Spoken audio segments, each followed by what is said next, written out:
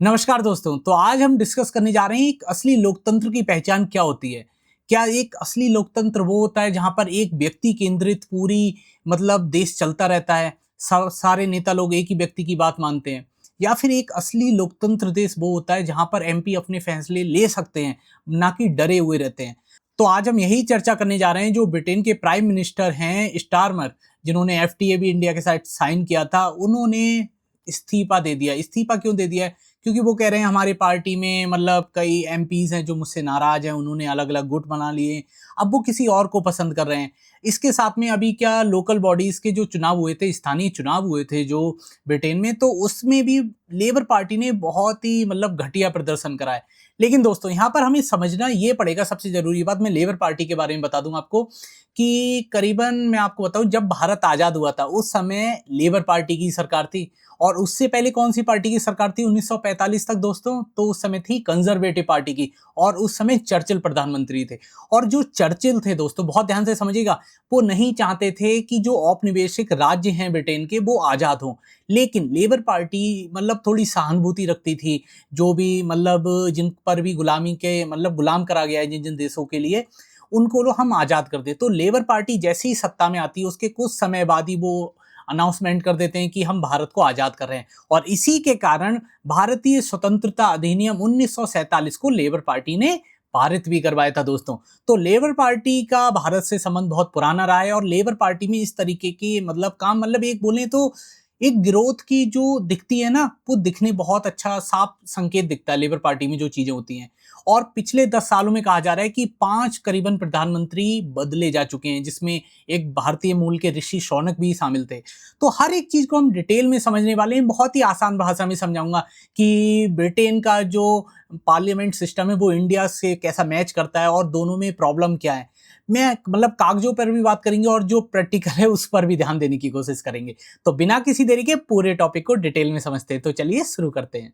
Now सबसे पहले आप ये समझते हैं कि जो ब्रिटेन है वहां पर प्राइम मिनिस्टर चुना कैसे जाता है। तो जस्ट लाइक इंडिया यार, ये मान के चलो जैसे भारत में हम लोग क्या करते हैं, जब लोकसभा चुनाव होते हैं भारत में, तब भारत में हम लोग क्या करते हैं, हम एक अपना व्यक्ति चुनते हैं जिसे हम बोलते हैं सांसद। ठीक है। जब हम एमपी को चुन लेते हैं, मेंबर ऑफ पार्लियामेंट भी जिसे बोलते हैं दोस्तों, जब हम एमपी को चुन लेते हैं और सारे एमपीज मिलकर, फिर क्या होता है, उस पार्टी को, विशेष जो पार्टी होती है जो जीतती है, फिर वो अपने प्रतिनिधि में से किसी एक को, उसी को ही प्रधानमंत्री बनाती है। बस यही होता है ब्रिटेन में जस्ट, कि वहां पर भी क्या होता है, एमपीज को सिलेक्ट किया जाता है, ध्यान रखिएगा। उसी में से जब वो पार्टी जो सत्ता में आती है, उसी के ही एमपी आपस में बातचीत कर कर, आपस में सहमति के साथ एक अपने दल का नेता बनाते हैं, जिसे हम बोलते हैं प्राइम मिनिस्टर, पीएम। ठीक है, ध्यान रखिएगा। बिल्कुल इंडिया की तरह बिल्कुल प्रोग्राम होता है। लेकिन अगर प्रैक्टिकल बात करें, कागजों की बात ना करें, तो भारत में चाहे स्थानीय चुनाव ले लो, नगर निगम के ले लो, आप खुद बताओ, नगर निगम के जो चुनाव होते हैं दोस्तों, स्थानीय चुनाव हो गए समझ रहे हो, इसके अलावा आपको चाहे विधान सभा के चुनाव हो गए, आप समझ रहे हो, सबके लिए किसी एक व्यक्ति को कह दिया जाता है, उसी के नाम पर वोट मांगे जाते हैं। इंडिया में यही चलता है ना, आप सब जानते होंगे। लेकिन ब्रिटेन में ऐसा नहीं होता है। ब्रिटेन में उन एमपीज को इतनी आजादी है कि वो अब कह रहे हैं कि हमें अपने नेता पर विश्वास नहीं है। और आप खुद बताओ दोस्तों, क्या एक बार कोई जीत जाए तो 5 साल तक क्या विश्वास जबरदस्ती बना के रखना क्या उचित है? क्या यही एक असली लोकतंत्र की पहचान होगी? या फिर अगर वो व्यक्ति अपने कामों से सिद्ध नहीं करता कि वो इसके योग्य है, तो उस व्यक्ति को हटाया भी तो जा सकता है। असली लोकतंत्र तो इसे ही बोलेंगे ना दोस्तों।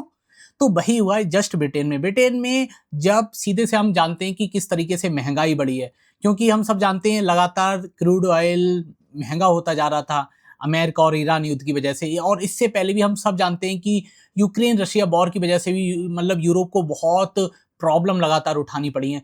उन सबको देखते हुए लगातार वहां के प्राइम मिनिस्टरों ने इस्तीफा दिया, क्योंकि देखिए उनके जीवन का कोई एक लक्ष्य नहीं है कि एक 50 गाड़ियों का काफिला लेकर चले इंडिया की तरह। आप समझ पा रहे हो, वहां के जो नेता लोग होते हैं, मैं उनकी तारीफें नहीं कर रहा हूं, लेकिन वो इस मामले में थोड़े अपडेट हैं। वो उनके लिए कोई ये बहुत विशेष नई बात लगती है, समझ पा रहे हो। उनके लिए यार 50 गाड़ियों का काफिला गले पड़ना उनके लिए बहुत बड़ी बात नहीं होती है। वो कहते हैं यार थोड़ा जस्ट लाइक कूल रहो यार, कूल डाउन समझ रहे हो, आराम से चीजों को करेंगे, नहीं हैंडल होंगी, छोड़ेंगे, आगे बढ़ेंगे, कुछ और देखेंगे, कमी थोड़ी है। लेकिन इंडिया में क्या होता है, पहली पहली बार चीजें मिली होती हैं, तो नंगईपना का थोड़ा मतलब कहना नहीं चाहिए, शब्दों का उपयोग नहीं करना चाहिए। भारत में थोड़े नंगईपना देखोगे आप, चाहे आप भारत के किसी भी राज्य में चले जाओ, ज्यादातर मतलब अगर उत्तर भारत के राज्यों में देखोगे तो वहां के नेता लेके एक धौंस में चलते हैं। मतलब जो पहले के लोग होते थे, एक धौंस चलती है इतनी गाड़ियों में, भाई साहब नेताजी का काफिला गुजर रहा है, और वो खुद को क्या बताते हैं ये भी ध्यान रखना, ये सिर्फ भारत में है। क्या बताते हैं? मैं भाई साहब मैं आपका सेवक हूँ, मैं जनता का सेवक हूँ। और सेवक भाई साहब काफिलों से गुजरता है और जनता रेड लाइट पे खड़ी रहती है यार। समझ पा रहे हो आप, सब जानते हो।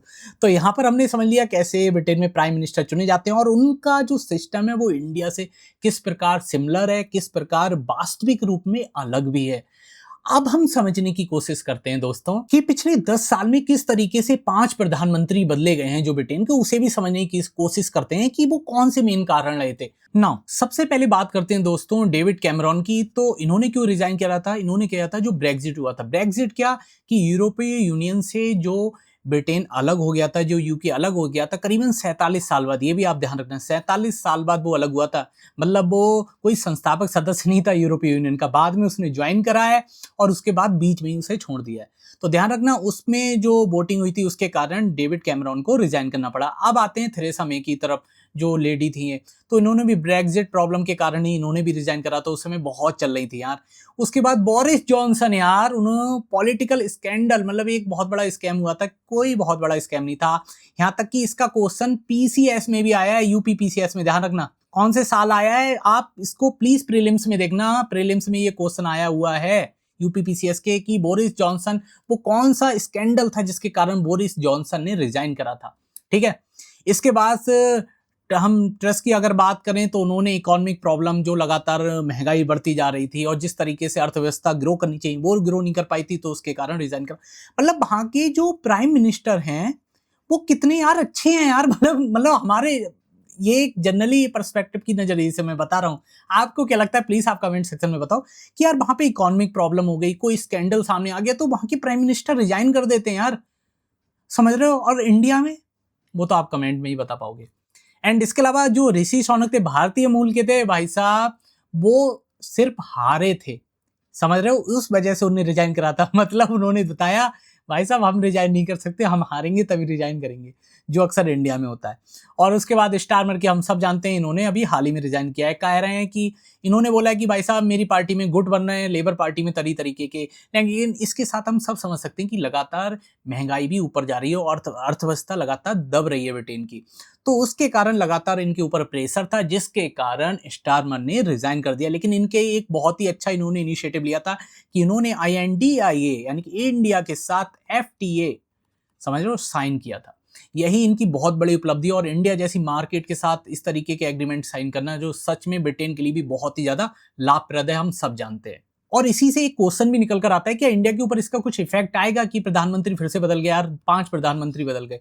नहीं, कोई विशेष फर्क नहीं आएगा, क्योंकि जो लेबर पार्टी है वही पहले सत्ता में थी, वही अब सत्ता में, और इस बार कहा जा रहा है वहां के हो सकता है नए प्रधानमंत्री एंडी बर्नहम करके कोई हैं, वो बन जाएं, जो बहुत अच्छे से, मतलब कि अपनी पार्टी में उनकी बहुत अच्छी स्थिति है, बहुत सम्मानजनक स्थिति है, तो पार्टी के जो MPs हैं वो उन्हें चुनना चाह रहे हैं। तो वो देखेंगे इंडिया एंड यूके के रिलेशन पे बहुत ज्यादा फर्क नहीं पड़ेगा। हाँ, FTA को लेकर कुछ बातचीत हो सकती है, कुछ ऊपर नीचे कुछ चीजें हों, बल्कि वो भी नहीं होंगे क्योंकि पार्टी सेम है, कंजर्वेटिव पार्टी सत्ता में नहीं आ रही है, ठीक है ना। मतलब कोई विशेष फर्क सामने निकल कर नहीं आएगा। एंड आप क्या सोचते हो इस पूरे टॉपिक को लेकर, प्लीज आप कमेंट सेक्शन में बताइए, और वीडियो पसंद आती है तो इसे लाइक कीजिए, चैनल को सब्सक्राइब कीजिए। मिलेंगे नेक्स्ट वीडियो में न्यू अपडेट के साथ, तब तक के लिए नमस्कार।